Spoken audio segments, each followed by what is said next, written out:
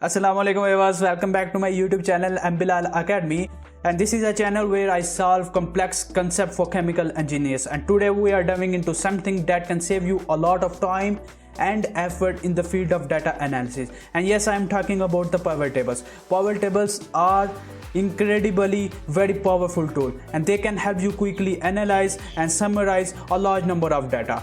For chemical engineers, this means that you can quickly track and compare the performance of different processes, reactors, and any type of data you collect during your experiments. So let's just jump into an example where I will show you how powerful is that tool. Let's assume that you have a data from a chemical engineering plant where you want to compare the production and efficiency of the two reactors over the period of 4 months. So here is the data. You have the data for months, and for each month two reactors are working, R1 and R2. And there are two types of processes, P1 and P2. Feedstocks are A and B. This is just for the example. I want to show you the importance of the pivot tables. So production in tons, it is written here for each reactor and for each month, and efficiency, and similarly the efficiency. So if you want to compare the efficiency and production of the two reactors over the period of 4 months, so you will just select this whole table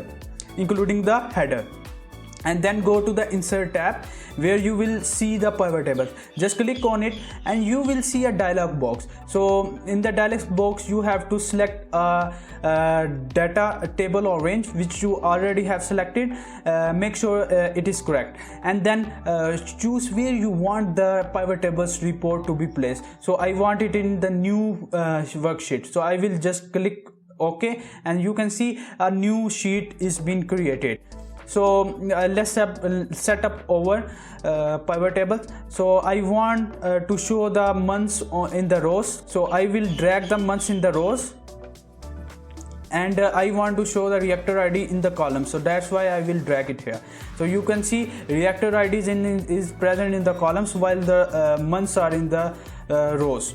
So I want to compare the efficiency and production, so that's just why I will drag the production, and then I will drag the efficiency.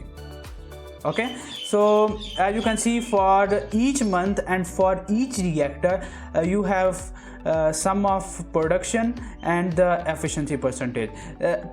Efficiency is also in the form of sum, but I want it in the form of the average. So I will just select here, click on here and select the value field setting. When I click on it and then select the average and then click on OK, so you can get the average. You can see that here R1 and R2, the production and efficiency of these two reactors. You can see that the reactor R1 is performing better as compared to R2 because its efficiency is also higher while its production is also higher, and that is the importance of pivot tables in the chemical engineering field. So you can use this table to quickly analyze and summarize your analysis. That's all from today's video. If you like my video, then give me a thumbs up and subscribe to my YouTube channel, and don't forget to ring the bell icon so that you can get the notification of my upcoming videos.